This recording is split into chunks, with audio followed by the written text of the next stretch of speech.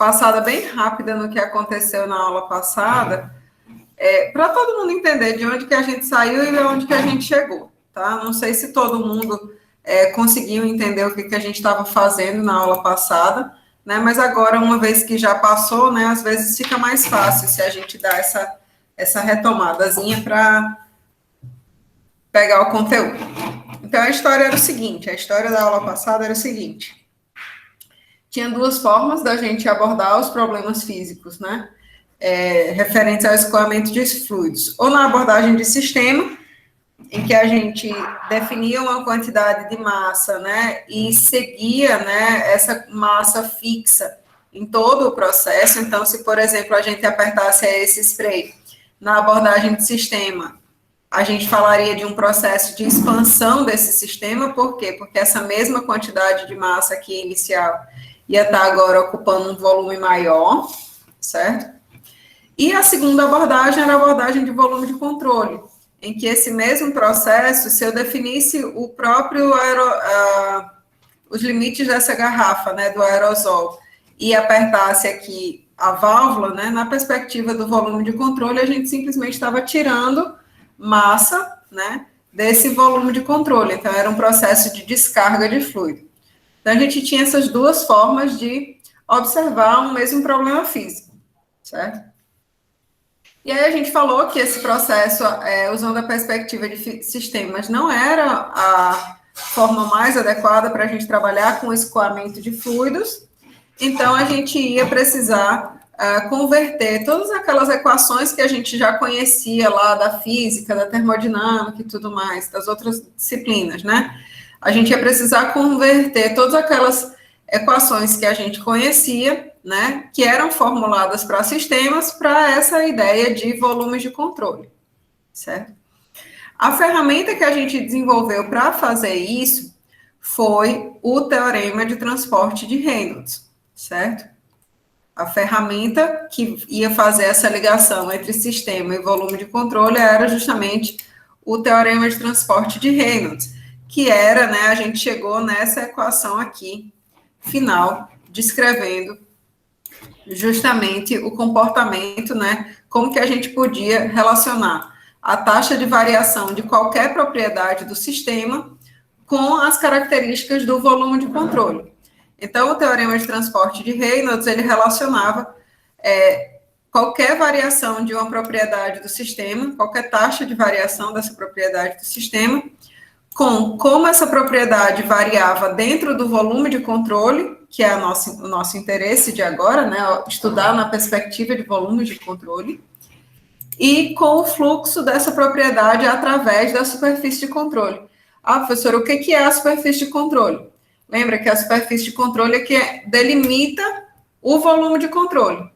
Então, a superfície de controle são justamente os limites que a gente determina para essa região que a gente está estudando, certo?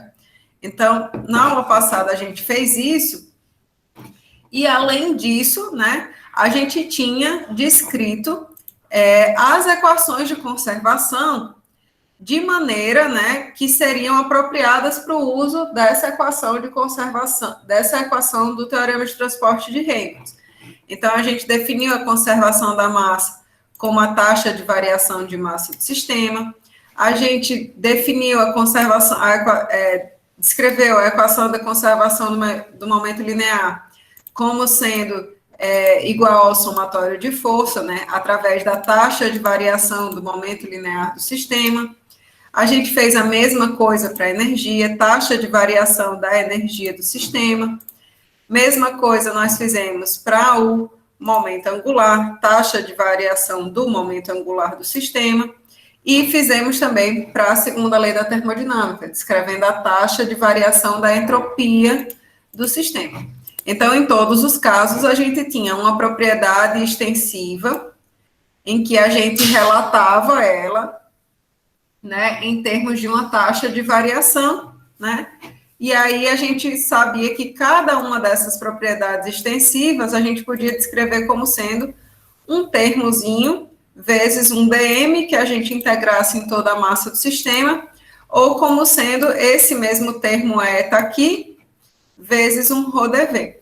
Então, quando a gente trabalhava com a massa, esse N valia M de Maria e o eta valia 1.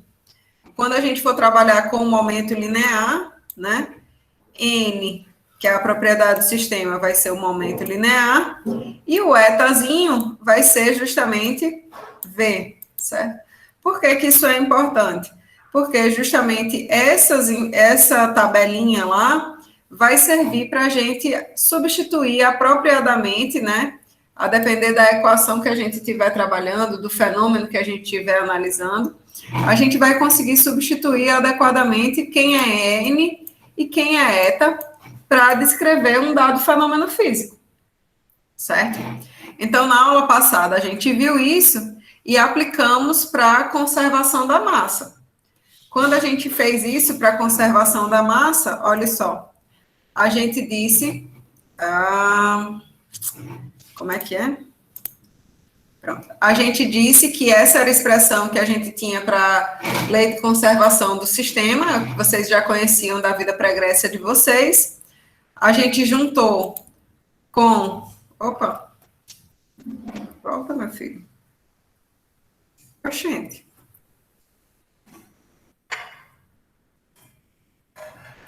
O que aconteceu?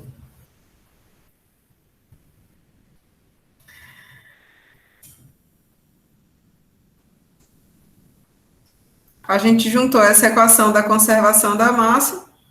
Menino, tá sumindo, ó. Eita, que doido. Não sei por que isso aconteceu. Mas a gente juntou, ó, a equação da conservação da massa na perspectiva de sistema que a gente já conhecia, né? Com a equação do teorema de transporte de Reynolds, substituindo. Onde era a propriedade extensiva, agora a gente estava tratando de conservação da massa, então N ia ser M, né? Onde tinha N de navio ia ser M de Maria, e eta, que é a propriedade intensiva, que corresponde a esse M de massa, né? No caso, valia 1. Então, aqui era 1, certo? E aí, a gente obteve nossa equação de conservação da massa, certo? Então, isso foi o que nós fizemos na aula passada, né? E começamos a tratar desse caso. Fizemos uma questão aqui, justamente para o caso de um fluido incompressível, né? Resolvemos essa questão aqui. E aí, hoje, a gente vai resolver mais algumas questões, e aí, em seguida, a gente começa a tratar da equação de conservação do momento linear, certo? Que é o nosso segundo tópico, certo? Tranquilos até agora? Digam aí dúvidas ainda da aula passada. Professora, eu posso perguntar uma coisa, mas não é sobre a aula passada. Olha, diga, Alan. É porque é o seguinte, ontem que eu parei para ver, me avisaram, aliás, que a senhora tinha colocado a expectativa de resposta da prova. Aí eu parei para dar uma olhadinha ontem e eu queria que a senhora desse uma olhada na minha questão. Eu posso mandar um e-mail? Sim, o procedimento é esse, Alan. Cada um está mandando um e-mail de alguma questão que deseja que eu avalie ou veja. Manda um e-mail para aquele pacelli.araújo@ufrn.br e aí a gente vê caso a caso, tá? E aí eu estou tratando na medida que os e-mails eles foram chegando. Então tá uma lista lá e eu estou subindo nessa lista, ok? Certo, obrigado. Tranquilo. Bom, então, assim sendo, podemos continuar, né? Nossos processos aqui de avaliação da equação da conservação da massa. E veja só, na aula passada, a gente tratou do caso de escoamento de um fluido incompressível, certo? Então, no caso de um fluido incompressível, a gente tinha a seguinte situação, né? Da massa específica ser constante em todo o intervalo de tempo.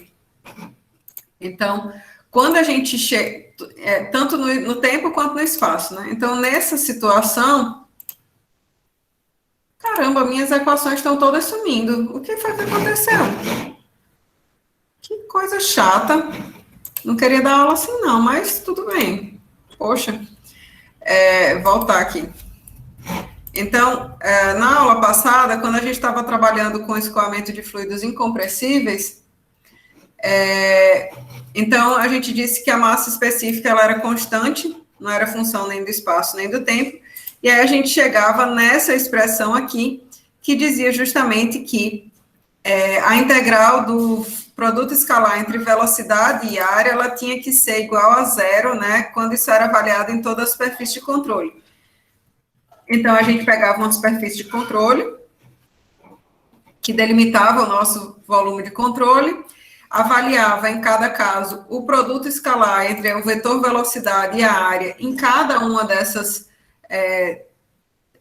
regiões, né, da superfície de controle. Então, aqui nessa seção do lado esquerdo, aqui nessa seção do lado direito, em cima ou embaixo, onde tivesse escoamento de fluidos, a gente ia trabalhar para fazer essa avaliação dessa integral, certo? E aí, fazendo isso, né, essa integral toda na superfície de controle tinha que ser igual a zero, certo? A gente chamou, na ocasião, né, dessa integral de V escalar dA de vazão volumétrica, pelo fato disso aqui apresentar dimensões de metros, comprimento ao cubo por unidade de tempo, certo? Então, a gente chamou isso aqui de vazão volumétrica. Agora, a gente vai tratar do caso do escoamento em regime permanente, ainda que o fluido ele seja compressível, certo? Então, ainda que a massa específica desse fluido ela possa variar, a gente vai trabalhar com o caso em que esse fluido ele pode ser um gás, né? A massa específica dele pode estar variando. Então, se essa massa específica ela pode variar, a gente sabe que ρ é uma função das coordenadas espaciais e do tempo, né? Então, se a gente diz que o regime é permanente, a única coisa que vai acontecer é que essa massa específica não vai mais ser função do tempo, né? Então, no caso de um regime permanente, a gente sabe que não existem variações, né, de qualquer propriedade com o tempo. Então, essa primeira integral aqui automaticamente vai ser igual a zero. E aí a gente fica com esse restante da expressão. Ah, mas essa expressão está muito parecida com a expressão anterior, né? Para o escoamento de fluido incompressível. Realmente, muito parecida, mas não é igual. Perceba, ó, que aqui a gente permanece com a massa específica dentro da integral da superfície de controle. E esse produto dessas variáveis aqui, ó, se a gente for analisar as dimensões dele, a gente teria a massa específica sendo expressa justamente em volume, massa. Oh, meu Deus! Eu detesto quando essas coisas acontecem. E eu perco o meu prumo aqui, o meu processo. Vamos lá. Então, a massa específica é uma massa por volume, né? Então, massa por volume, dimensão de comprimento ao tempo. Velocidade, a gente sabe que é uma medida justamente de comprimento por tempo, né? E área, né? Comprimento ao quadrado. Então, as dimensões desse termo aqui, ó, percebam que isso aqui representa massa por unidade de tempo, né? No SI, isso aqui teria unidades de quilogramas por segundo. Então, esse termo ρV vezes a área, né?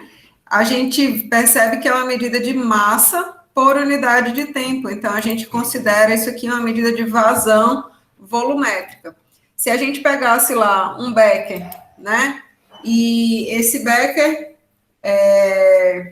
está em cima de uma balança e a gente quer medir justamente quanto de fluido, em termos de massa desse fluido, está escoando para encher esse becker num dado intervalo de tempo, a gente teria uma medida de vazão mássica. Então, conseguem compreender que aqui é uma medida de massa de fluido que escoa por unidade de tempo?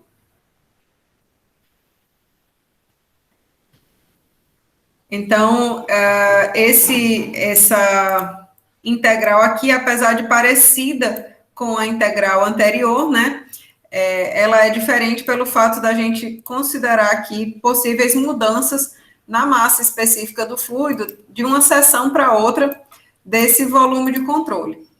Esse termo daqui, ó, de vazão mássica, a gente vai chamar ele, né, nomear ele, sempre que for preciso, desta maneira, né, M ponto. M ponto é massa por unidade de tempo, então denota aí justamente vazão mássica. Ok?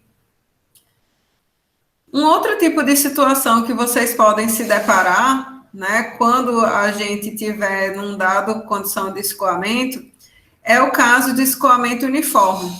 Escoamento uniforme é aquele em que o perfil de velocidade em toda a seção considerada, ele é constante, né? Então, eu tenho um valor único de velocidade naquela seção transversal.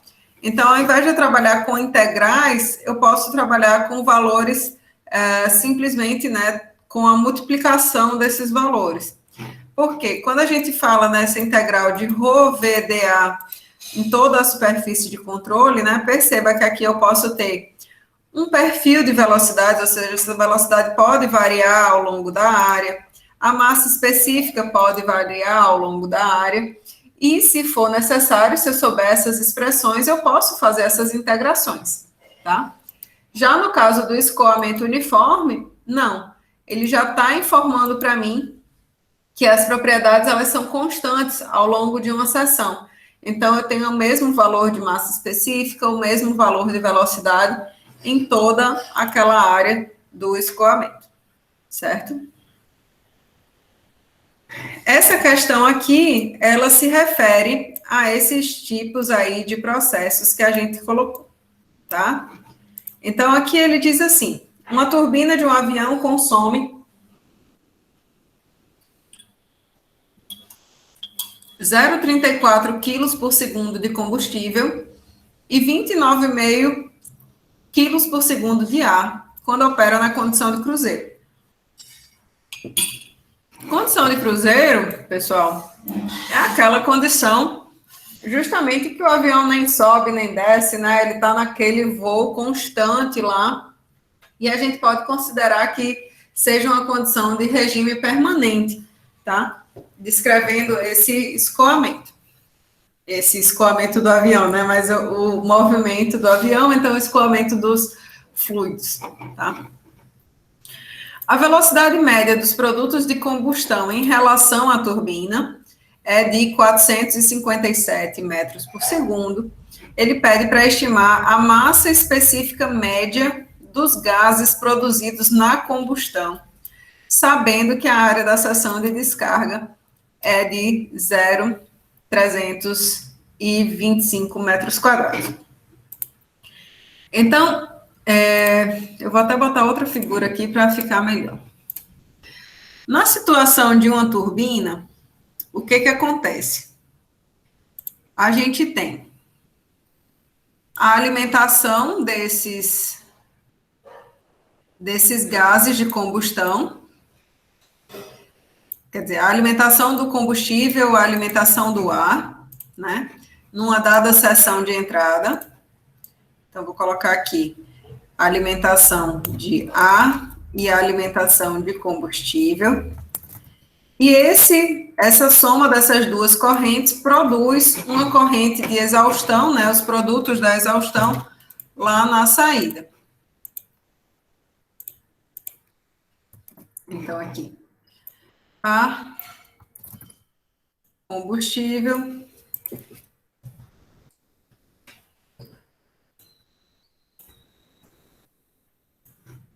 produtos.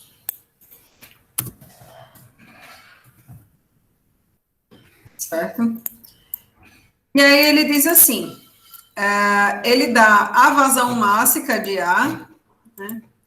Ele fornece para a gente a informação de M ponto de ar,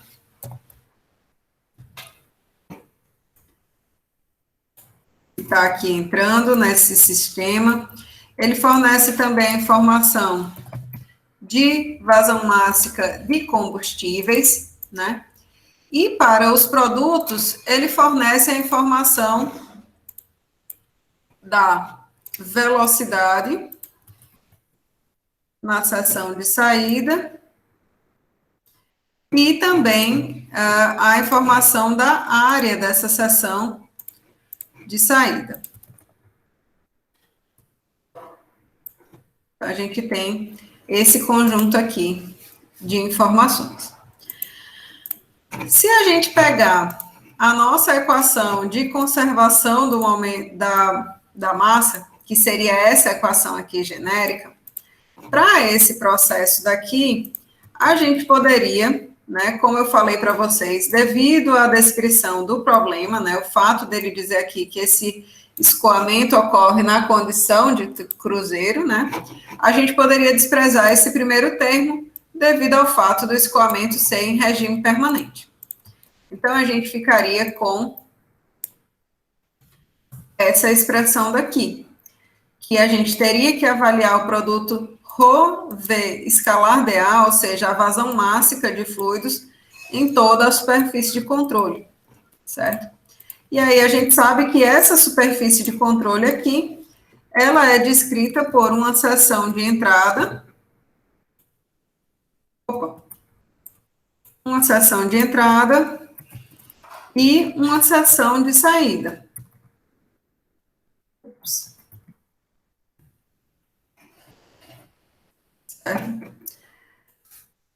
Na seção de entrada, a gente tem, na verdade, duas situações, né?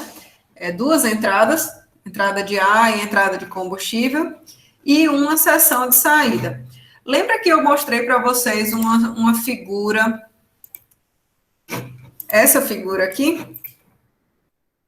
Em determinado momento, na aula passada, eu mostrei para vocês essa figura, e eu disse assim, olha, vão existir situações em que a gente tem, ó, uma vazão mássica de entrada e uma vazão mássica de saída que interagem para formar uma corrente de saída aqui desse volume de controle.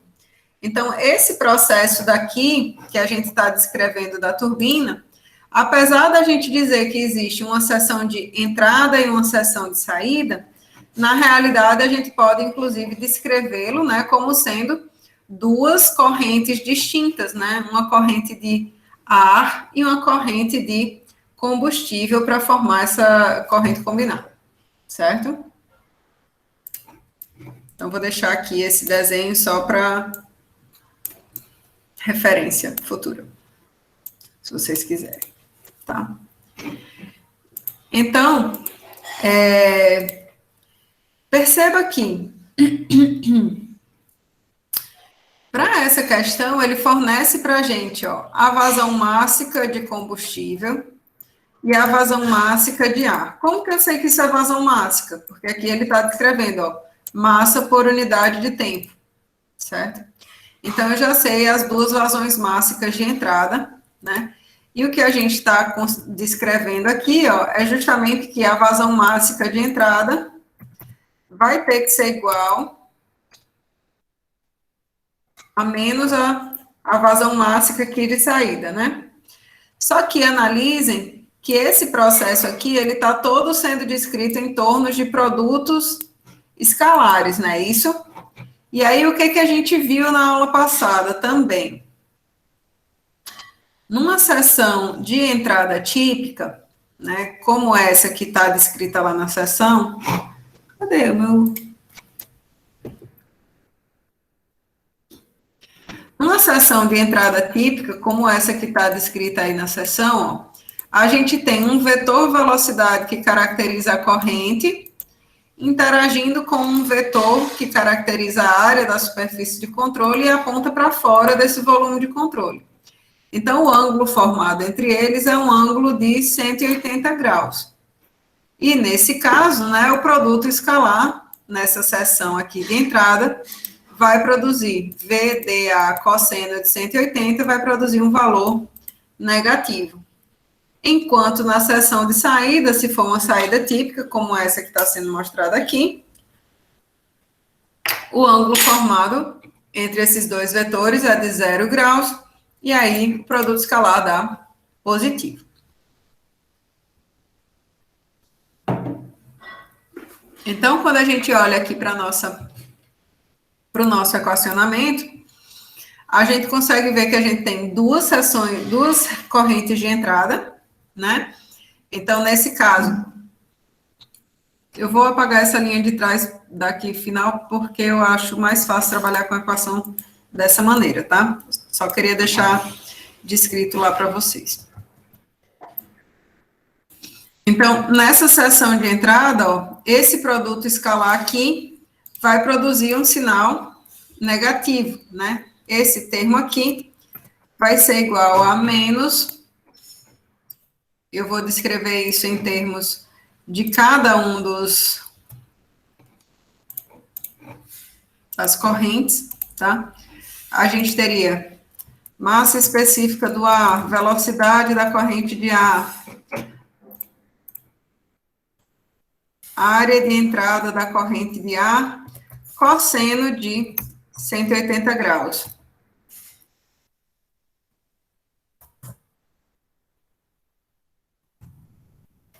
Mais a mesma coisa para a corrente de combustível.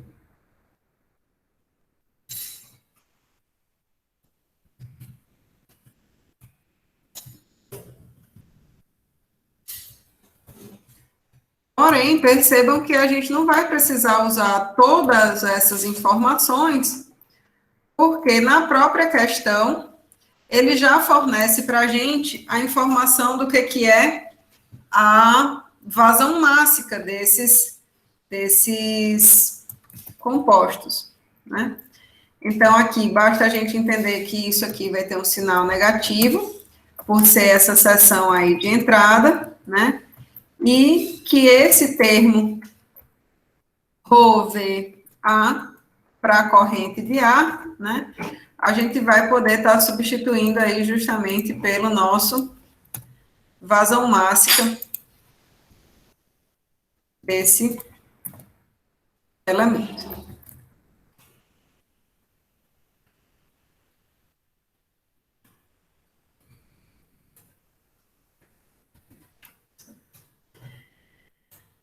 Menos.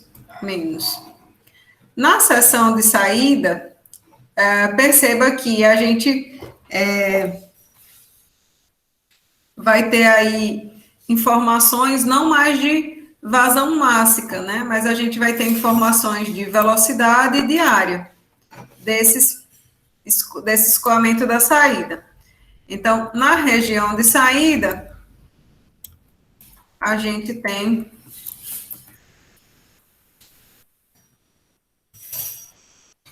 massa específica dos produtos de combustão, velocidade desses produtos de combustão e a área da saída. Eu vou colocar aqui S, tá?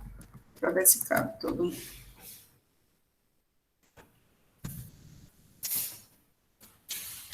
Como na seção de saída, a gente tem a situação de esse vetor velocidade está alinhado com a área. Como assim está alinhado com a área, professora?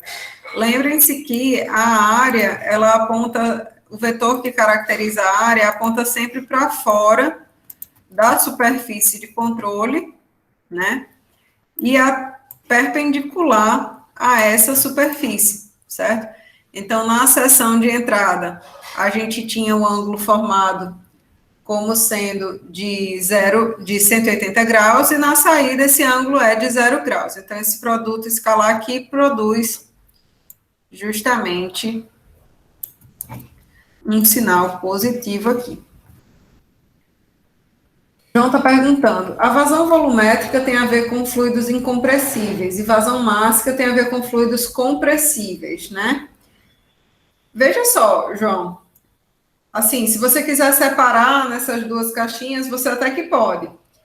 Porém, né, todos os fluidos, eles apresentam vazão mássica e apresentam vazão volumétrica, né?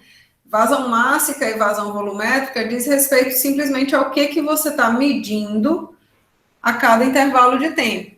Se você está medindo o volume desse fluido, você tem uma medida de vazão volumétrica. Se você está medindo a massa desse fluido, você tem uma medida de vazão mássica, certo? Aqui, o que a gente está falando é que, no caso de escoamento de fluidos compressíveis, né, que poderiam ser gases, né, como a massa específica ela pode variar da seção de entrada para a seção de saída, então, o que é igual de uma seção para outra não é a vazão volumétrica, mas sim a vazão em termos de massa do fluido, certo? Então, a massa que entra nessa seção por unidade de tempo tem que ser igual à massa que sai através da seção aqui de saída por unidade de tempo, certo? Não necessariamente isso reflete o volume, por exemplo, certo?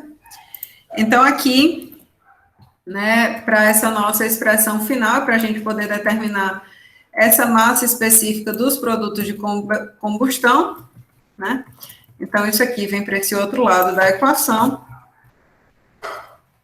com sinal positivo, e a gente pode calcular essa massa específica média dos produtos de combustão como sendo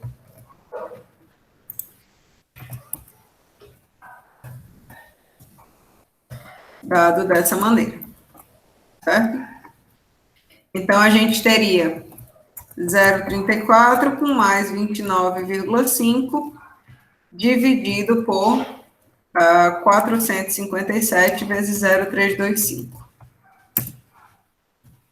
Esse seria o valor dessa massa específica média aí na seção de saída.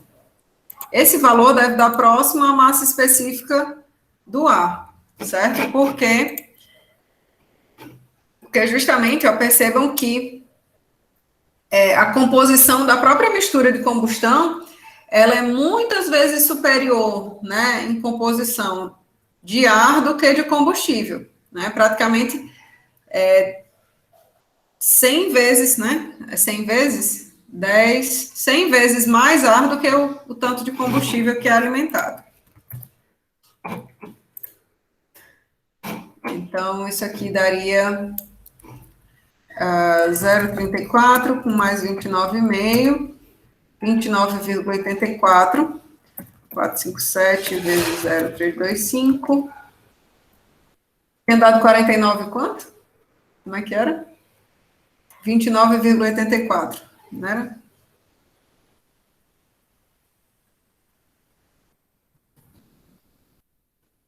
Vou colocar aqui só 148, tá? 0,20 aproximadamente. Isso. Que é justamente um valor mais próximo da massa específica do ar do que dos combustíveis em geral. Certo? Então, estamos aí com uma questão referente ao escoamento de fluidos compressíveis. Beleza? Essa terceira questão aqui, pessoal, ela diz respeito aos casos em que a gente tem um perfil de velocidades que a gente precisa fazer a integração, né, ao longo de uma área, diferente dos casos anteriores, né? Nos casos anteriores, a gente dizia, a gente tem um valor de velocidade média, ou a gente quer o valor da massa específica média, então a gente não se preocupava em fazer nenhum tipo de integração, certo? Nessa questão aqui, é um pouco diferente, tá? Então, a gente vai ver como que se comporta nesses casos também, beleza? Aqui ele diz assim, ó, o fluido em contato direto com a parede sólida, que seria aqui essa placa inferior, tem velocidade zero nessa condição, devido à condição de não escorregamento. Assim, o fluxo sobre uma placa plana adere à superfície da placa e forma uma camada limite, que é aquela camada em que a gente tem os efeitos de viscosidade sendo importantes, conforme a figura. O fluxo acima da placa, ele é uniforme, com velocidade V igual a U, que seria uma velocidade máxima, onde U vale 30 metros por segundo. A distribuição de velocidades dentro da camada limite, ou seja, quando y aqui varia desde o valor de 0 até a espessura da camada limite delta, né, ao longo desse trecho CD, ou seja, nessa seção aqui de saída, é aproximado por essa expressão aqui. A espessura da camada limite nesse ponto D é de 5 milímetros.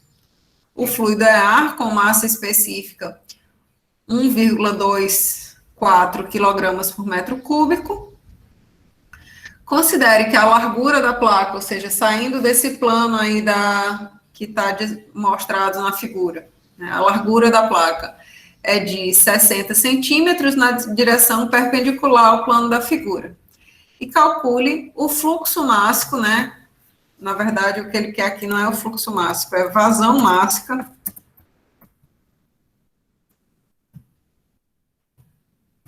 pela superfície de controle BC, ou seja, esse trecho aqui desse volume de controle definido por ABC.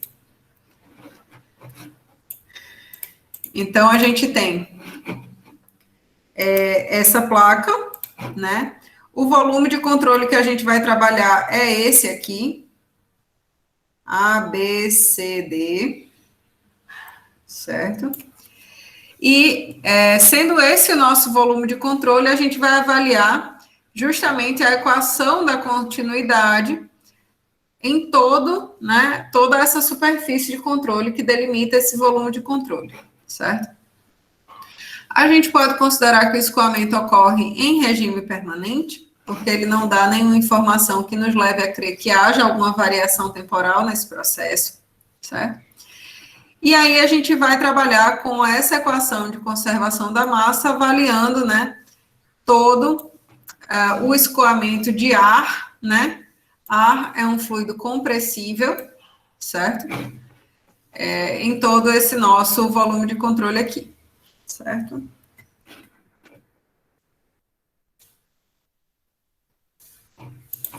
Então, vamos lá.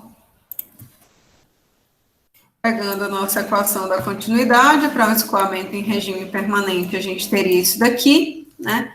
Avaliar o produto ρV escalar dA em toda a superfície de controle, isso aí ia ter que ser igual a zero. A superfície de controle é composta pelos trechos AB, BC,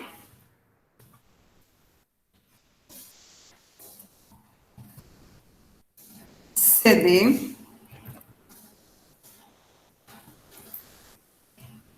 e pelo trecho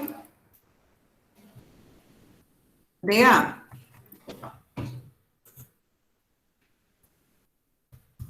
É isso que compõe a nossa superfície de controle, certo? O nosso interesse é em calcular a vazão mássica, perceba pela questão, na seção BC. Então, o nosso interesse é com esse termo daqui, certo? E aí a gente pode chamar esse termo simplesmente de vazão mássica, né? Para facilitar o nosso carregado aqui da equação, tá? Chamar isso aqui de vazão mássica através da seção BC. Parece uma equação gigante para a gente trabalhar, né? Só que a gente pode ler a questão e tirar informações que sejam importantes para a gente. A primeira informação, ele dá logo na primeira linha. Ele diz assim: o fluido em contato direto com uma parede sólida tem velocidade zero nessa condição. Onde que está para a gente a parede sólida? Né? Então, a gente está falando da seção DA. Né? Então, nessa seção DA, a velocidade do fluido, ó, é zero. Então, significa que esse termo aqui de vazão mássica já vai para as cucuias, a gente não precisa se preocupar com ele. Certo? Já facilitou muito a vida da gente, né? Então, quando eu duplicar aqui esse nosso slide, a gente já vai ter uma equação bem menor para trabalhar. Isso aqui é igual a zero. Certo? Na seção AB, a gente sabe que a seção AB é essa seção de entrada do fluido do volume de controle. Então, a gente tem um valor de velocidade, que é U, e é constante em toda a seção de entrada, certo?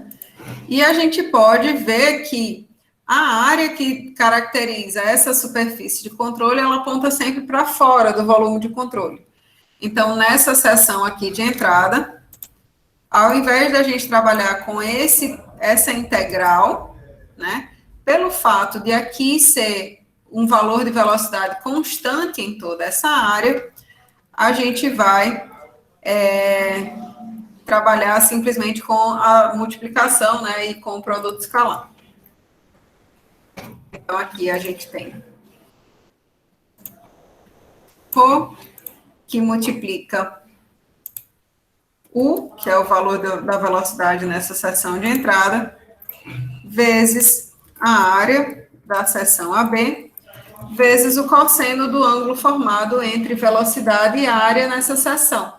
Esse ângulo é de 180 graus nesse trecho, certo? A vazão máxima em BC, que é o nosso interesse em calcular, eu vou deixar aqui novamente ela em negrito, certo? E esse último termo é o termo em que a gente tem que avaliar o perfil de velocidades do escoamento na seção de saída. Então, a gente sabe que nessa seção de saída, esse campo de velocidade, ele é descrito através, né, de uma função de U, né, em termos multiplicado, U como uma função de Y, né, ele depende da cota Y que a gente está trabalhando, certo? Então, a gente tem essa função, e é preciso que a gente descreva, né, a área desse escoamento da seção de saída apropriadamente, também em termos dessa coordenada que está variando, certo? Gira, meu filho, aqui. Pronto. Então, nessa seção de saída, a gente consegue ver que isso daqui, na realidade, é uma quantidade tridimensional, né? A gente tem uma largura dessa placa que sai do plano da página, certo? Então, se a gente for descrever a área através da qual o fluido escoa, a gente pode descrever isso como sendo um W dy, né? dy sendo a cota na direção vertical e W sendo a largura da placa, certo? Na seção de saída, o ângulo formado entre velocidade e área, ele é de 0 graus, então esse termo possui um sinal positivo. Vocês estão entendendo o que eu estou fazendo? Tá tudo certo? Vocês estão acompanhando isso aí? Show. Até agora tudo ok, é isso que... Ótimo. Então, ó, veja só, cosseno de 180 aqui, eu vou substituir pelo sinal negativo. Cosseno de 0 é simplesmente 1. Certo? E a gente vai substituir aqui, onde a gente colocou o de y, pela função que a gente deve integrar em toda essa área da seção de saída. Então, essa função é usão, que multiplica 2y sobre delta,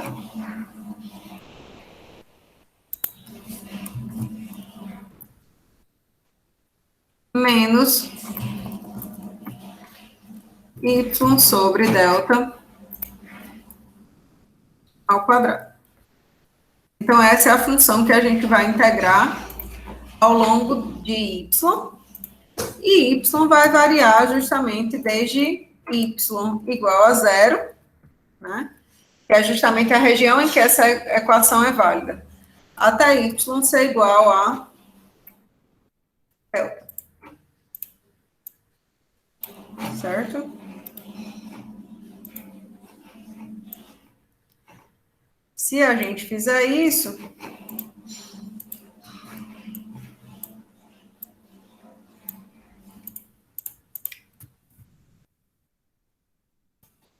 então a gente fica com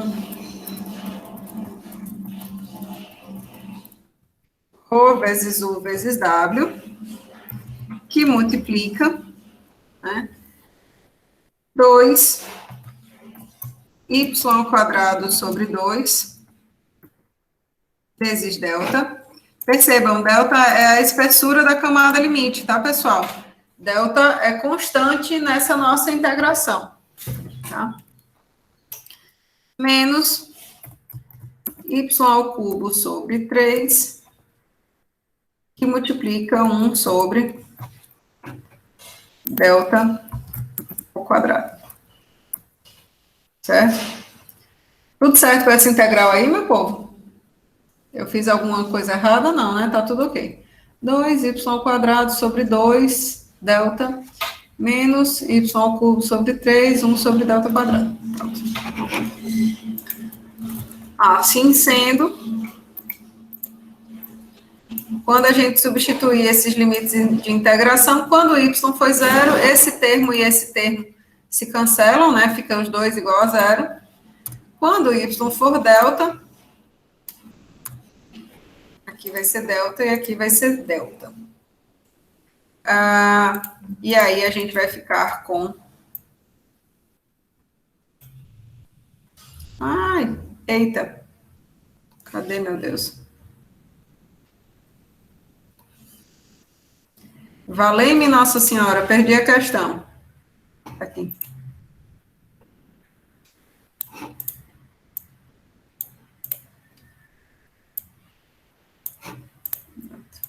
Aqui, tudo certo. Então, esse primeiro termo aqui vai ficar simplesmente sendo delta.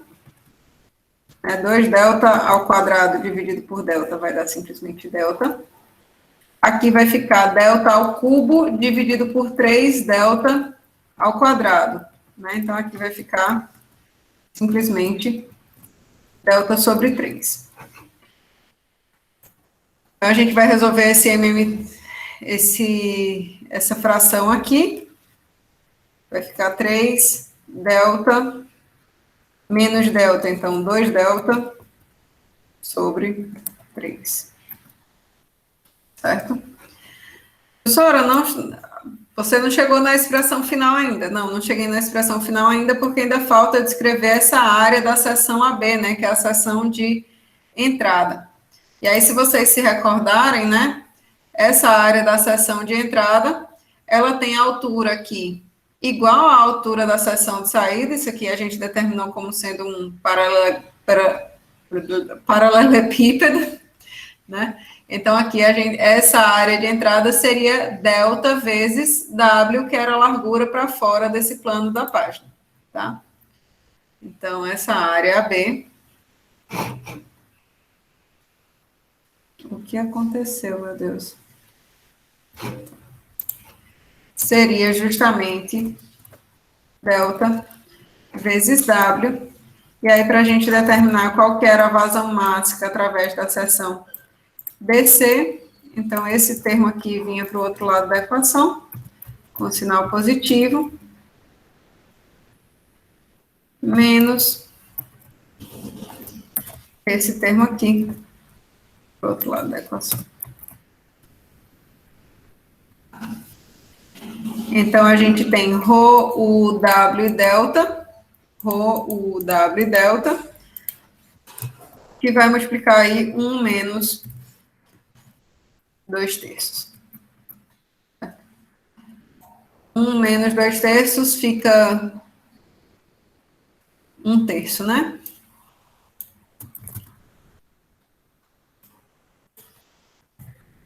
Um terço de ρ vezes U vezes W vezes delta. Essa é a vazão mássica do escoamento através da seção BC, que é essa seção aqui de cima. Certo? Entenderam, pessoal, como foi que a gente fez essa equação, como foi que a gente resolveu esse problema?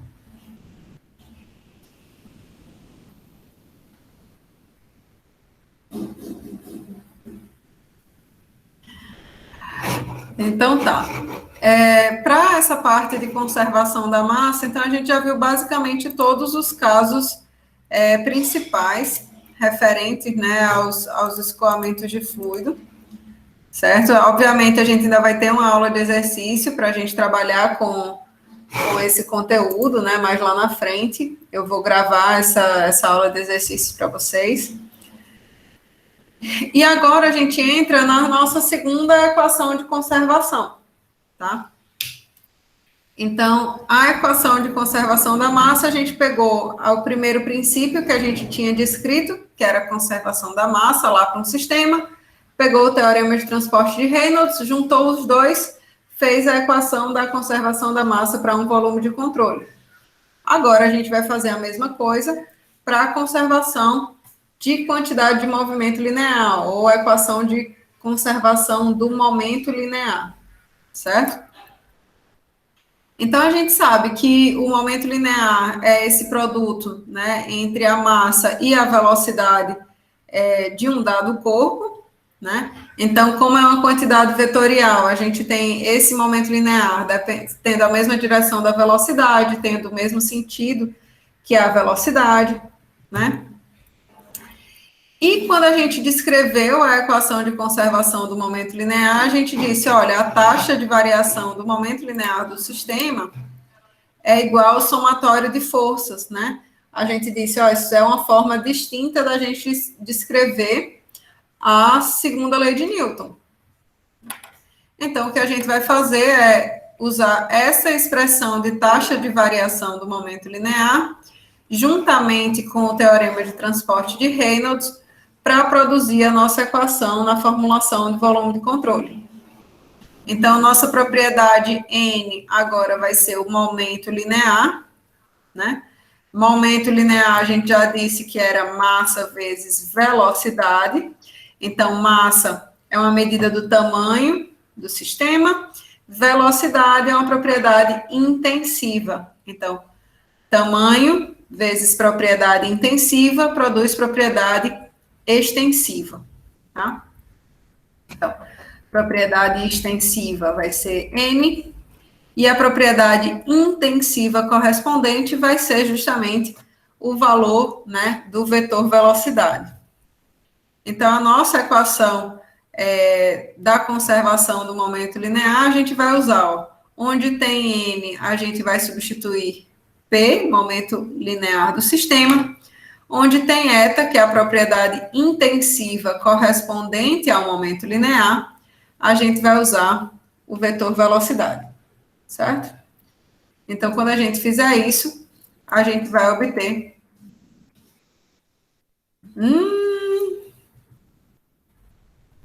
Ah, meu filho, não escrevi aqui não. Mas vou escrever agora. A gente vai obter a nossa equação da conservação do momento linear para um volume de controle. E aí, aqui, onde tem eta, a gente vai colocar justamente a velocidade, certo? Então, percebam aqui como que a gente fez para obter essa equação. Foi muito simples, né? A gente simplesmente colocou onde tinha a propriedade extensiva N, a gente colocou o que a gente estava avaliando, que era o momento linear do sistema, e onde tinha a propriedade intensiva, a gente colocou... Olha, menor senhora. Ou a propriedade intensiva correspondente, que era justamente esse vetor velocidade. Ok? Aí, o que acontece? Dessa maneira, né, a gente escreveu aí qual que era a nossa equação de conservação do momento linear, só que perceba que esse dp dt aqui do sistema, a gente já tinha dito que era igual ao somatório de forças, né? Então, o que a gente vai precisar de escrever são as forças que atuam sobre esse nosso momento linear, sobre esse nosso volume de controle.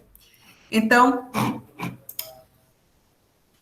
quando o volume de controle é coincidente com o sistema, ou seja, naquele instante em que a gente avaliou o teorema de transporte de Reynolds, todas as forças que atuam no sistema são as forças que atuam no volume de controle, certo? Então, elas são quantidades idênticas.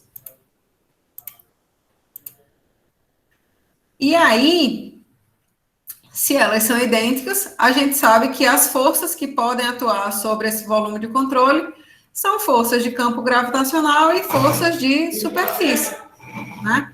Força de campo gravitacional é a força, né, justamente peso. E forças de superfície são forças de pressão, forças de cisalhamento, né, que atuam nas interfaces desse volume de controle, né? Referem-se a uma área de atuação.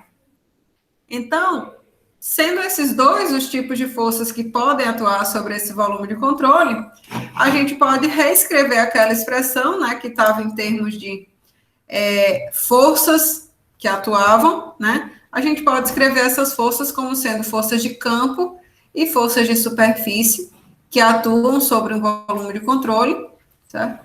Tem que ser igual à taxa de variação do momento linear do volume de controle, o fluxo de momento linear através da superfície de controle. Ótimo, professora, lindo. Não sei para que serve, né?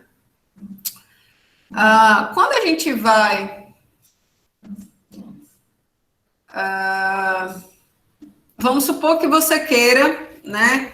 Na aula passada alguém me perguntou a respeito disso e eu vou trazer isso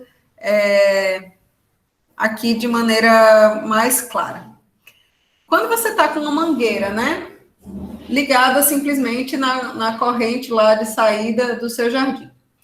Está lá com a sua mangueira, ligou ela está saindo com um fluxo não muito intenso, né? E você tem uma configuração mais ou menos assim do escoamento. Deixa eu colocar aqui.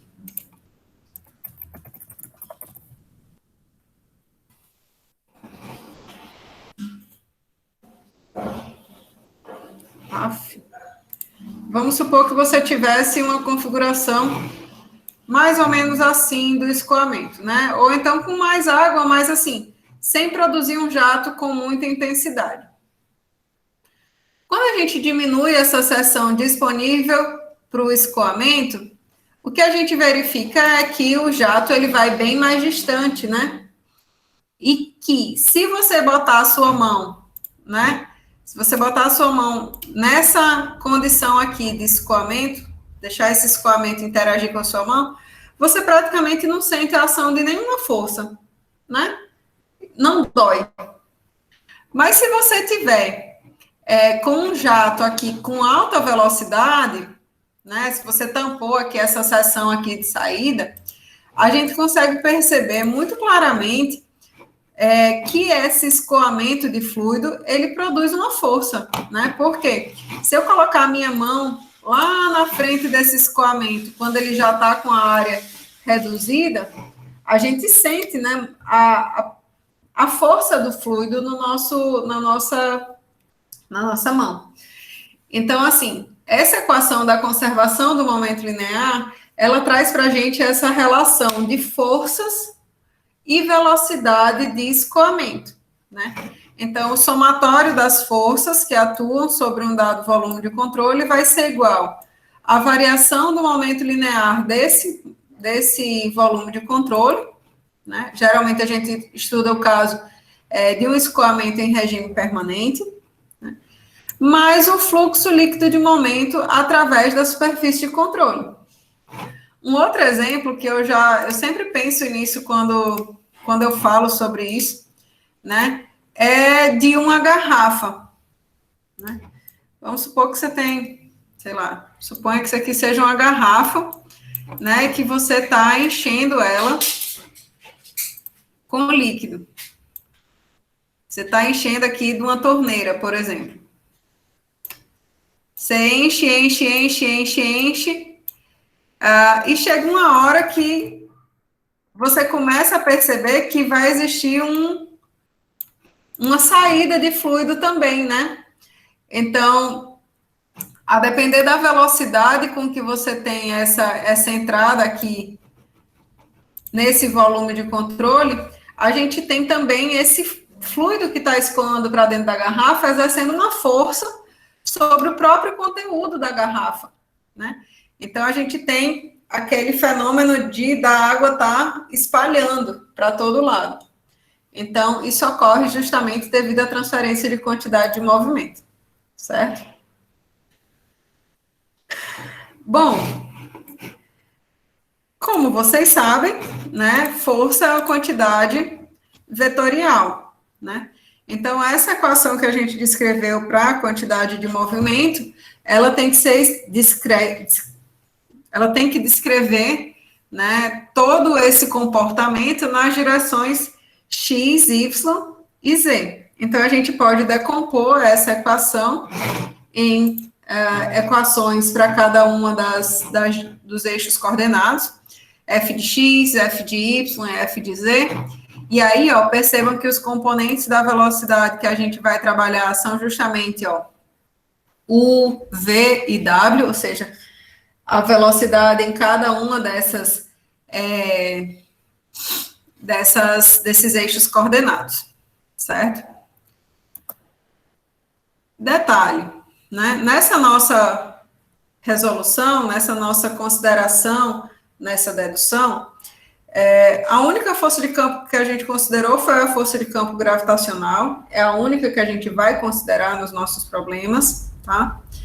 As forças de superfície, elas resultam da ação do meio circundante sobre a superfície de controle, então, resultam da ação de pressão, resultam da ação de cisalhamento sobre a superfície de controle, certo? Quando a gente trabalha com escoamentos unidimensionais, né, essas integrais todas, elas ficam, obviamente, muito mais simples, né? A gente só vai trabalhar com escoamentos em regime permanente, certo? E o detalhe é que, quando a gente for trabalhar com forças referentes às pressões, né, a gente vai trabalhar com valores de pressão manométrica. Por quê? Porque sempre que a gente tiver um fluido que ele, digamos assim, que ele descarrega ou que ele interage com o meio externo, né, esses valores de pressão nessas situações, eles vão ser iguais a zero. Então, é conveniente que a gente use as pressões manométricas, né, de modo que a pressão agindo sobre o exterior da tubulação seja considerado zero, tá? Então, sempre que a gente tiver a situação de um fluido que descarrega para a condição atmosférica, né, a gente vai saber que a pressão, né, nessa situação vai ser zero. E, como a gente está trabalhando com um conjunto de forças, né, a gente vai trabalhar sempre com forças de ação e reação, né? Então, assim, se o fluido exerce uma força sobre o volume de controle, esse volume de controle exerce uma força de reação, né? A superfície reage a esse escoamento do fluido. Por que eu estou falando isso? Para a gente saber, né, o que a gente vai considerar nas nossas questões, tá bom? Então, essa primeira questão aqui, ela é bastante interessante porque ela trabalha justamente com a importância do escoamento para as medidas de força, tá? Então, ele coloca assim: um recipiente de metal com tantos centímetros de altura e uma seção reta interna de tanto, ele pesa 22,2 newtons quando ele estiver vazio. Esse recipiente é colocado sobre uma balança, né? Tá aqui a balança, tá aqui o recipiente, né? e a água escoa para o interior desse recipiente por uma abertura no topo e para fora por meio de 2 aberturas iguais na lateral, conforme mostra essa figura. Sob condições de regime permanente, a altura do tanque é de 58 centímetros. O seu chefe quer que a balança leia o peso do volume de água contido no tanque, mais o peso do tanque. Isso é, ele diz que esse problema aqui, ele pode ser tratado como um problema simples de estática. Eu vou somar, o que a balança está dizendo aqui de leitura é a soma do peso do tanque mais o peso do líquido que está aqui, certo? Mas você discorda porque você diz, olha, os fluidos que escoam, né, eles têm uma dada velocidade, então como eles escoam, então eles vão produzir, né, uma força. Eles vão transferir quantidade de movimento, então tem uma força aí adicional para a gente considerar referente a esse escoamento de fluido. O que vocês acham que a gente deve fazer nesse caso?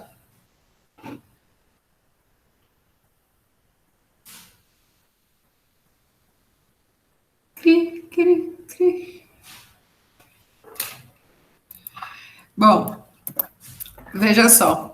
Nessa questão aí, a gente tem a seguinte situação, né? Como que a gente pode tratar desse problema? A gente chora. Ai, gente, vocês são uma graça, viu? Nessa situação daqui, a gente vai fazer o seguinte, né?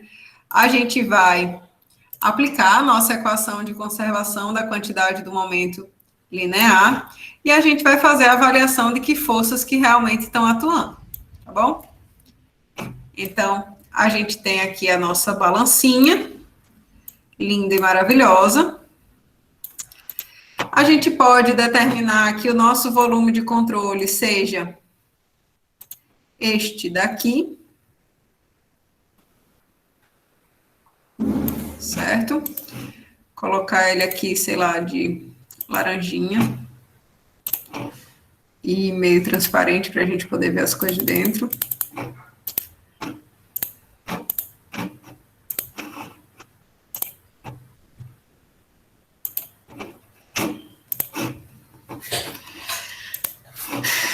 E aí, o que acontece, né?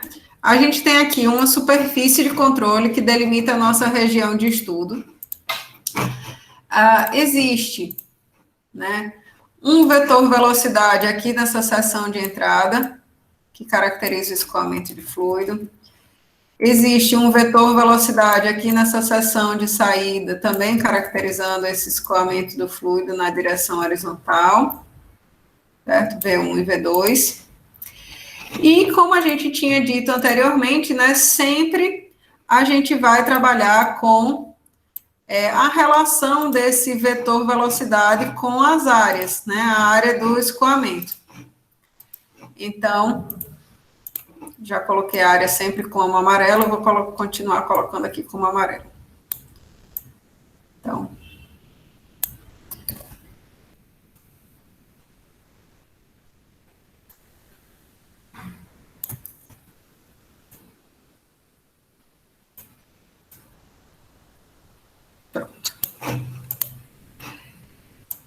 então, esse fluido está escoando aqui com uma dada velocidade através dessa seção aqui de entrada, né? E a área aponta justamente para fora dessa superfície aí de entrada. A gente sabe que dentro desse elemento aí, dentro do nosso volume de controle, existe um fluido que pesa uma dada quantidade aí. A gente vai caracterizar isso como o peso do fluido.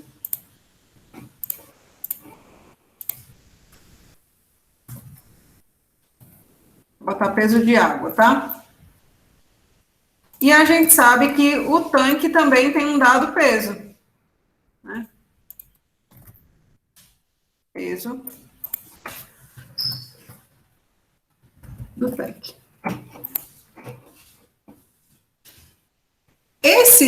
Essas forças todas, força-peso da água, força-peso do tanque, o próprio momento que é transferido pelo escoamento de fluido, né, resultam em forças que vão atuar aqui, ó, esse volume de controle todo exerce forças sobre a balança, sobre a vizinhança. Então, essa balança, ela vai responder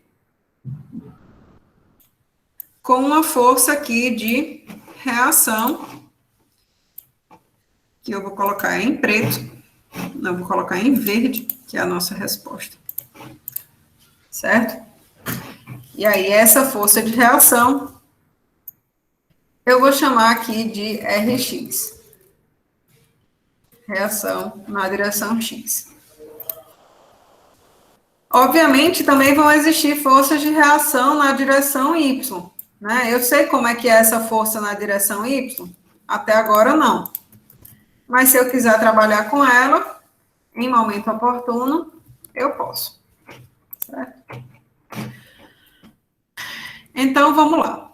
A nossa equação de conservação do momento linear diz para a gente que o somatório das forças de campo e de superfície que atuam nesse volume de controle tem que ser igual à taxa de variação do momento linear desse volume de controle, mais o fluxo líquido de momento através da superfície de controle. Como a gente já sabe, né, e como a própria questão fala, né, esse processo ocorre em regime permanente. Então, esse primeiro termo aqui pode ser igualado a zero, certo?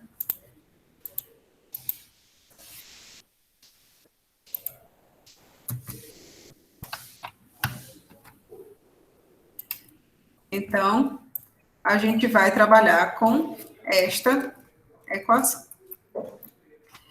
Eu disse para vocês que essa equação de conservação do momento linear, ela era uma equação vetorial, né? Então, primeiro a gente vai trabalhar com essa equação na direção x. Então, eu vou trabalhar com f dx e fsx. E os componentes da velocidade aqui nessa também direção x, tá? Então, a gente só vai trabalhar primeiro com a direção x, depois, se necessário, a gente trabalha com a direção y, ok? Na direção x, na direção y, né, perdão. Eu confundi o que era y, o que era x aqui da figura. E estou fazendo isso já faz tempo. Gente, vocês não dizem nada, como é que pode? Então, a gente vai trabalhar aí primeiro com essa direção vertical aqui, o eixo Y, certo? As forças de campo na direção Y, a gente tem o peso da água,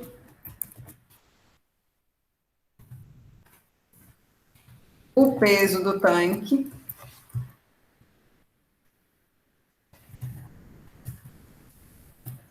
como sendo as forças de campo na direção Y. Perceba, força de campo, pessoal, é sempre uma força referente a um campo gravitacional em todos os nossos problemas. Se a gente for tratar de um problema específico em que tem a presença de mais algum outro campo, sei lá, um campo eletromagnético muito forte e tudo mais, isso vai estar descrito para vocês, ok? Então, força de campo gravitacional aqui, beleza. As forças de superfície que a gente tem são simplesmente as forças referentes aqui à reação RY, né, pessoal? A gente não tem nenhuma descrição de termos de pressão, de escoamento, a gente não tem nenhuma descrição de tensões, de cisalhamento. Então, a nossa força de superfície aqui vai ser simplesmente RY. Perceba que eu estou deixando tudo vetorial aí, tá? Para que depois a gente atribua os sinais referentes às direções dessas forças. Na direção vertical, né, se a gente for avaliar essa superfície de controle, que é o nosso interesse agora, a gente só tem uma única seção de entrada, né? Perceba, como a equação é vetorial, a gente vai trabalhando por direções. Então, aqui, como a gente está trabalhando com essa direção vertical, a gente só tem uma seção de entrada, né?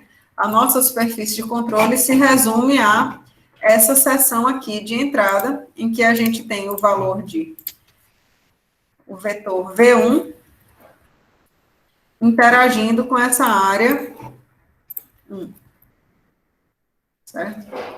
Então, toda a minha superfície de controle nessa direção Y se resume a esse único elemento aí.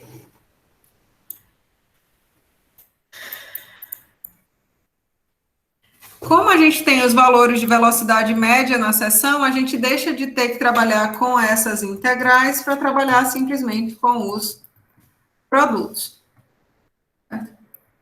Perceba também que nessa seção a gente tem um produto escalar para trabalhar, V1 com a área, né? E nessa seção a gente tem justamente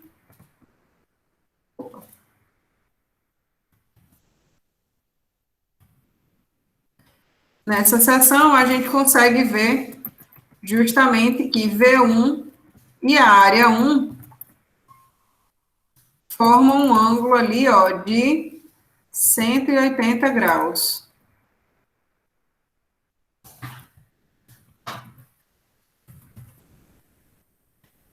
Todo mundo consegue ver esse ângulo aí de 180 graus na seção de entrada? Ótimo.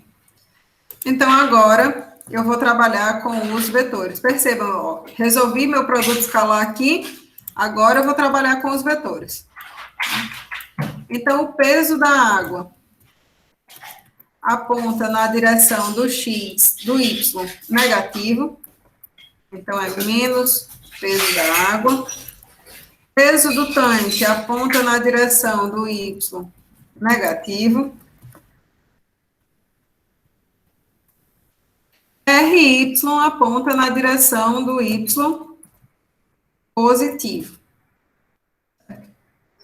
E V1 aponta na direção do Y negativo. Então, esse vetor V1 aqui, ele vale, né, menos o valor em módulo, certo? Ele aponta para baixo, certo?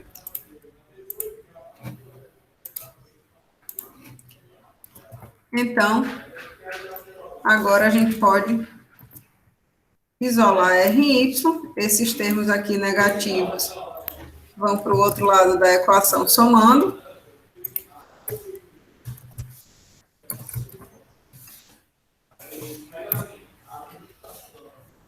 Cosseno de 180 dá menos 1, né? Menos com menos, isso aqui fica positivo. Então, para eu calcular essa força de reação, ou seja, o que a balança está lendo de peso, eu vou precisar da informação do peso da água, do peso do próprio tanque e da informação do momento linear causado, né, pelo escoamento do fluido. Então, aqui a gente teria, vamos lá, quanto que é? O peso do tanque é 22,2, né? Então, vou colocar aqui já, peso do tanque, 22,2, que é dado na questão. O peso da água, a gente pode, já que não é dado na questão, calcular como sendo a massa de água nesse tanque vezes a aceleração da gravidade. Então, massa de água é massa específica vezes o volume desse tanque.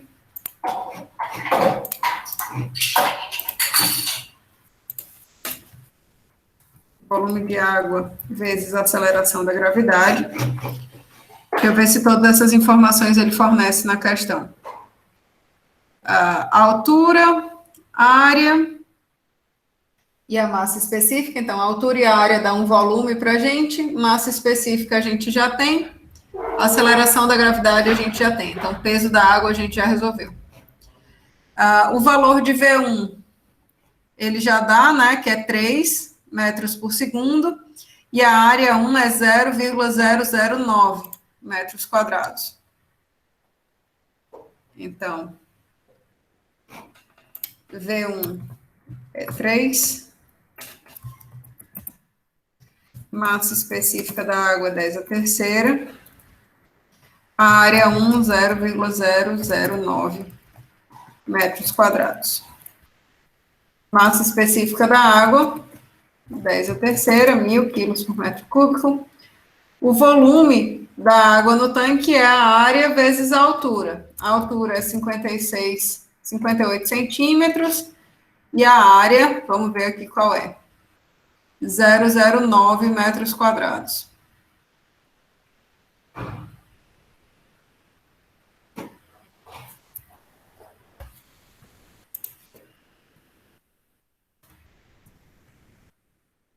Aceleração da gravidade, 9,8.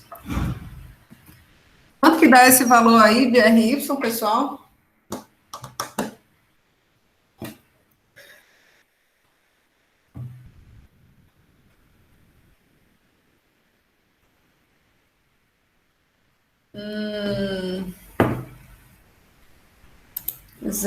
Esse você está falando da área, João? Isso. Da área, né? Deixa eu conferir novamente aqui.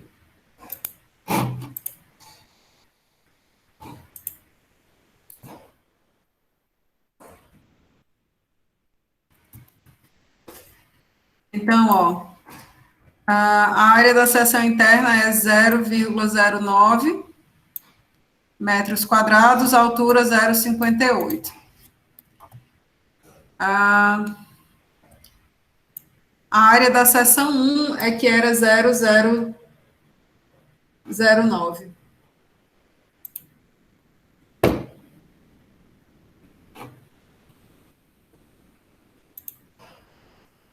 Então, deu 776,76 Newton, né? Então, a gente tem, ó, um incremento da medida simplesmente porque o fluido ele está escoando, certo? Então, a gente percebe que, pelo fato do fluido estar escoando, ele exerce uma força, e aí essa força é medida, né, na balança aí, como sendo um termo, né, a se considerar dessa força resultante. Beleza, pessoal? As duas saídas de água, Guilherme, elas não vão influenciar na força RY. O que ia acontecer é que, se a gente fosse pegar aqui esse problema, né, e quisesse avaliar a força RX, a componente RX da força, então a gente ia fazer esse somatório, ó, de forças de campo e de superfície na direção X, certo? E aí a gente ia ver que nessa situação, né, para a direção X, eu vou até mudar aqui de cor para todo mundo ver que é outro processo que eu estou falando agora, né? Para a direção X, ó, a gente não teria contribuições de força de campo. Por quê? Porque não existe nenhuma força-peso, ó, alinhada com a direção X, que é a direção horizontal. Então, na direção X, a gente ia ter simplesmente a força de reação, que seria Rx, certo? E esse momento linear aqui ia dizer respeito à velocidade na seção 3 vezes a área da seção 3, né, com a área da seção 3, e na seção 2, né, referente à velocidade da seção 2 e a área da seção 2, certo? Então, se eu quisesse calcular essa força de reação na direção X,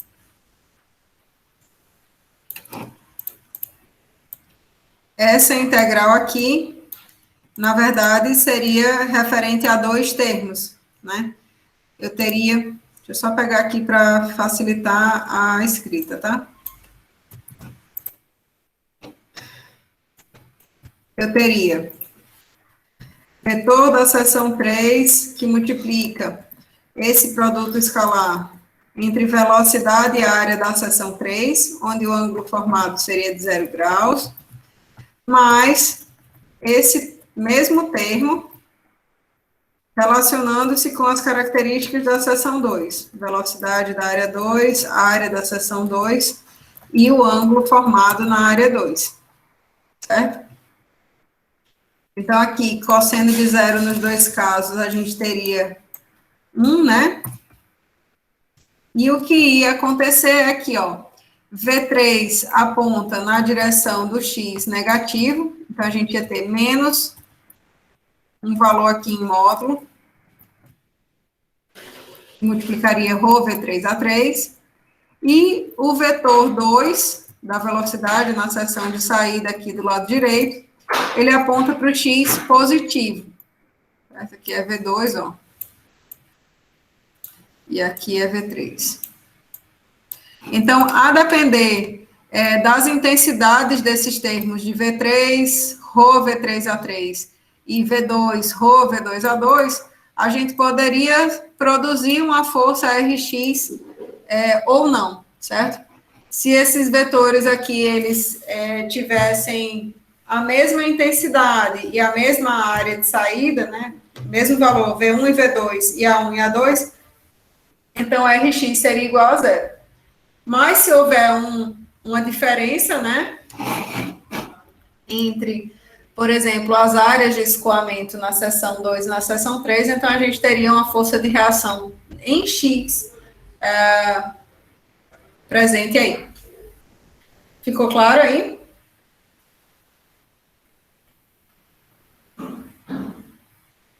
Ok, ótimo, então. Então, meu povo, eu acho que é isso. Não dá tempo da gente resolver outra questão de conservação de momento linear para hoje, tá? Mas eu acho que eu estou colocando para vocês a lista de exercícios dessa parte ainda hoje também, certo? E aí eu fico disponível para vocês tirarem qualquer dúvida aí dessa parte nova que a gente apresentou, ok? Lembrando, quem tiver alguma solicitação com relação à prova, né, pode me mandar um e-mail, eu estou respondendo todo mundo, ponto a ponto, um por um, na ordem que eu estou recebendo as solicitações, tá bom? Valeu, então, pessoal. Tchau, tchau para vocês também. Eu queria dar um avisozinho. Ai, Ednei, pelo amor de Deus, eu quase que esqueço. Não, eu esqueci completamente, desculpa, professor Ednei Rafael tem um recado aí para trazer para vocês. Fica à vontade aí, Ednei, tirar aqui minha tela. Tranquilo, muito obrigado, Camila, por esse espaço. Camila, minha ex-aluna de introdução à engenharia de petróleo. Como é que pode? Que maravilha ver você aqui. Excelente aluna e se transformou numa excelente professora. Eu estava curtindo muito aqui a aula.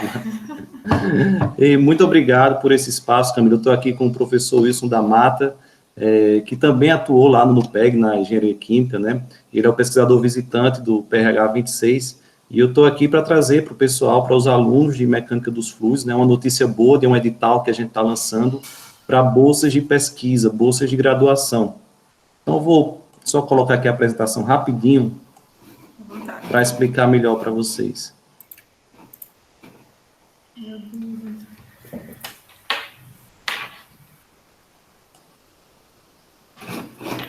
Bom, pessoal, então, PRH é Programa de Recursos Humanos, é um programa da Agência Nacional do Petróleo, Gás Natural e Biocombustíveis. A gente está falando aqui sobre o PRH 26, que fica na UFRN, o Programa de Recursos Humanos em Engenharia de Petróleo, que é coordenado por mim, tem como pesquisador visitante o professor Wilson da Mata, que está presente aqui com a gente, e nós temos aí a previsão de 18 bolsas de graduação, 10 delas já foram preenchidas. A gente quer falar de 8 bolsas aí que eu acredito que dessa turma de mecânica dos fluidos tem potenciais candidatos.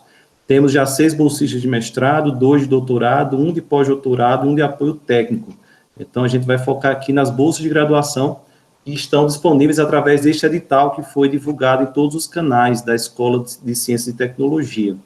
Então, o PRH é um programa de estímulo à pesquisa e à adoção de novas tecnologias na exploração, produção, transporte, refino e processamento de petróleo, gás natural, seus derivados e biocombustíveis. Basicamente, pessoal, as empresas petrolíferas aportam recursos na ANP e ela distribui para os 55 PRHs espalhados no Brasil, e parte desses recursos é para o pagamento de bolsas de pesquisa para os alunos, né, de graduação, de pós-graduação, e a outra parte é taxa de bancada, ou seja, é um recurso que, além do aluno receber a bolsa, ele também tem direito a um recurso para participar de eventos no Brasil, no exterior, então, diárias, passagens, inscrições.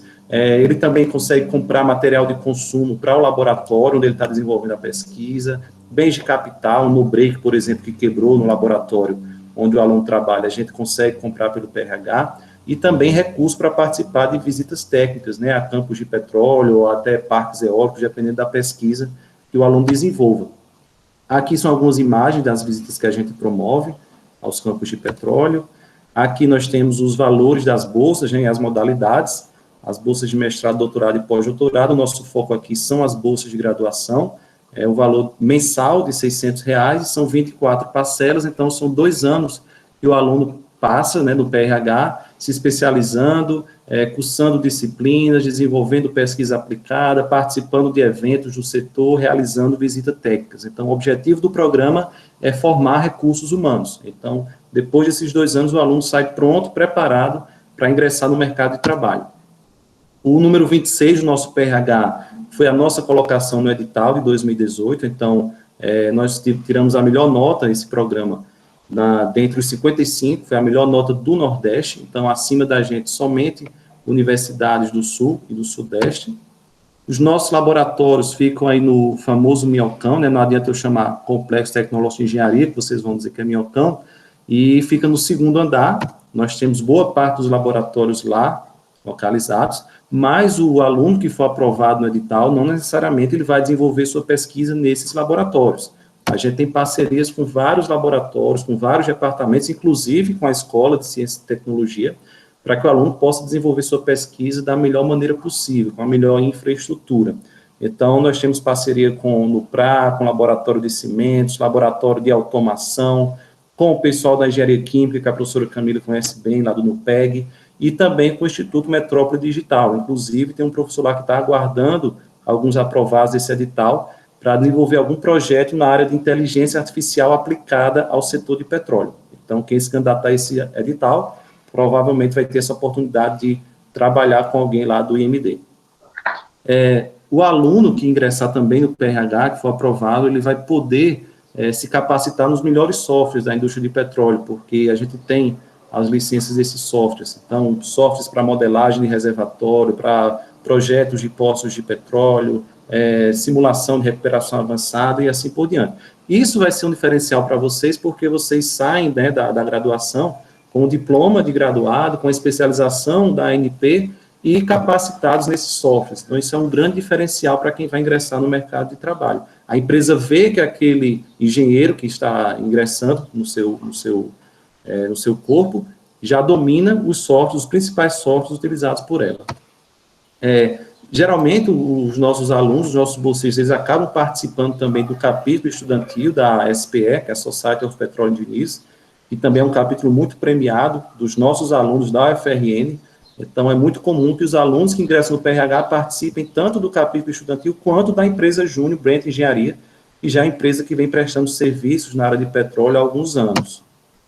É um PRH de engenharia de petróleo, em sua essência, mas que está antenado com as energias renováveis. As próprias empresas de petróleo estão mudando para serem empresas de energia, que trabalhem tanto com o recurso do petróleo quanto com o recurso renovável. Então, o aluno que for aprovado também, ele pode desenvolver uma pesquisa voltada para o setor de energia eólica, uma pesquisa voltada para o setor da energia solar, uma pesquisa que englobe tanto a energia renovável quanto a engenharia de petróleo e assim por diante. Toda essa questão de orientadores, de temas, a gente vai trabalhar após a aprovação do edital. E aí os nossos parceiros é a própria Petrobras, que é uma das financiadoras do projeto, juntamente com a Shell, PetroRecôncavo, Schlumberger, CMG, Halliburton, e nós estamos em contato com universidades do Reino Unido que querem fazer intercâmbio com os nossos alunos, com os nossos bolsistas. Então, a gente tem reuniões aí com a Universidade de Aberdeen, da Escócia, mais especificamente, e para exatamente tratar desses projetos de intercâmbio e outras parcerias. E aí eu passo para o professor Wilson para dar uma palavrinha sobre esse slide que fala das oportunidades do PRH-NP. Boa tarde a todos. Professora, obrigado pela permissão de participar da sua aula. Eu queria complementar as informações prestadas pelo professor Ednei, informando que, além do valor da bolsa e a taxa de bancária, que é muito importante para o PRH, propriamente dito, vale salientar que os nossos docentes do PRH 26, eles têm uma forte entrada na indústria. A própria Constituição do Departamento de Engenharia de Petróleo da UFRN, ela é calcada nisso. Tem muitos professores que trabalham na própria Petrobras, eles são professores de tempo parcial, para dar uma atualizada melhor ao aluno, para que ele, ao sair do curso de engenharia de petróleo, ele saia com uma equivalência muito forte para ser absorvido pela indústria. Bom, vale salientar que a engenharia de petróleo ainda é uma das maiores ramos de engenharia que presta os melhores salários da indústria de petróleo, na área de engenharia, digamos assim. Além disso, o aluno que sai do PRH, ele sai com um certificado do PRH após a conclusão da bolsa, que é um diferencial de mercado, tanto para entrar numa área direta à indústria, como para entrar na área de pesquisa, como, por exemplo, a possibilidade de mestrado, doutorado, pós-doutorado, e isso pode fazer um diferencial muito forte nisso aí. Por último, eu gostaria de alertar para vocês o aspecto que não adianta querer estar só com a peneira, mas a indústria do petróleo tem passado nos últimos tempos aqui por uma certa crise. Mas essa crise ela é muito calcada, especificamente aqui no Brasil, e especificamente aqui no Rio Grande do Norte, pela situação que a Petrobras se encontra atualmente aqui no estado. Ou seja, há uma tentativa de desinvestimento, de tal sorte que a Petrobras está focando mais no pré-sal. Portanto, ela está prestes a sair daqui da nossa região. Mas isso é uma desvantagem, obviamente, porque de uma Petrobras é uma desvantagem, mas é uma grande vantagem também, porque novas indústrias, novas empresas estarão entrando no mercado e focado em perfis de pequenas empresas, ou seja, produções pequenas, e vai abrir um mercado de trabalho muito forte nos próximos meses, nos próximos anos, para quem for oriundo dessa área. É isso aí que eu gostaria de dar essa palavra para vocês, adicional. Tá? Obrigado, eu queria perguntar, Ednei, colocar, né, para o pessoal que não precisa eles estarem obrigatoriamente numa ênfase de engenharia de petróleo para concorrerem à bolsa, né, isso? Perfeito. E que as pesquisas, elas são multidisciplinares, né, então tem pesquisas em petróleo que são voltadas para o pessoal que está de olho aí na engenharia de computação, pesquisas em petróleo para o pessoal que está de olho na engenharia ambiental, né? E que esse cenário atual aí que o professor Wilson colocou de venda da Petrobras e tudo mais, a gente encara ele de duas maneiras, né? Tanto pelo fato de os concursados e a empresa estatal estar saindo, isso poder ser visto com um sentimento de tristeza, talvez, mas a gente pode também olhar isso com a perspectiva de possibilidades de atuação para novos profissionais, né, que a gente está formando. Então, são pessoas que já não vão ter que passar, talvez, por um processo de concurso e tudo mais, para poder estar entrando numa empresa que vai atuar aqui no próprio estado, né? Então, eu acho que é bom o pessoal abrir realmente a mente, né, e dizer, não posso fazer nada na área de petróleo porque eu não sou engenheiro de petróleo, eu não quero a ênfase, mas você pode estar atuando, né, mesmo sem ter a ênfase.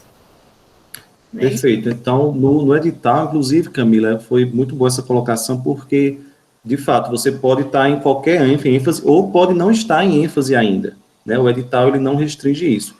A questão de mudar depois para ênfase de petróleo é para poder cursar esses componentes curriculares. Então, eu coloquei aqui 2 prints do edital, um falando das inscrições, que é até o dia 22 de julho. O documento na íntegra vocês podem obter nos canais da Escola de Ciência e Tecnologia. Os requisitos, ser aluno do BCT a partir do 5º período, a gente não tem como admitir a partir do 4º, 3º, porque é uma exigência da ANP, estar ativo ou formando, né, e estar em qualquer ênfase também, ter sido aprovado nesses componentes curriculares, que são dos 3 primeiros semestres do BCT, e ter sido aprovado ou estar pelo menos matriculado em ECT 2411, que é CTM, Ciência e Tecnologia dos Materiais, e em Mecânica dos Fluidos, ECT 2413. É por isso que a gente está aqui para divulgar essa oportunidade para vocês, até porque Mecânica dos Fluidos é indispensável para a engenharia de petróleo. Então, para a parte de escoamento multifásico, elevação artificial, a disciplina de Mecânica dos Fluidos é essencial. E eu acredito que dessa turma da professora Camila vai sair algum candidato. Eu vou deixar o meu contato aqui, também vou deixar no chat do professor Wilson também, porque como a turma é grande, não vai dar tempo a gente responder tudo agora, vocês podem me mandar um WhatsApp, me mandar um e-mail que eu possa esclarecer qualquer ponto acerca do edital. Tá bom? Muito obrigado, Camila, pela oportunidade e aos alunos também pela atenção. Obrigado. Disponha aí, tá aberto o canal aí para vocês sempre que precisarem, viu? Ok, obrigado. Muito obrigado. Vou deixar aqui no chat o contato.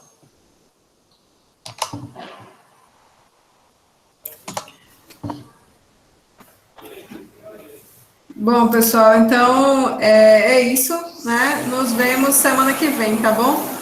Abraço aí a todos. Tchau, tchau. Vejam aí a oportunidade, viu? Tchau, professor. Tchau, professor. Bom final de semana aí.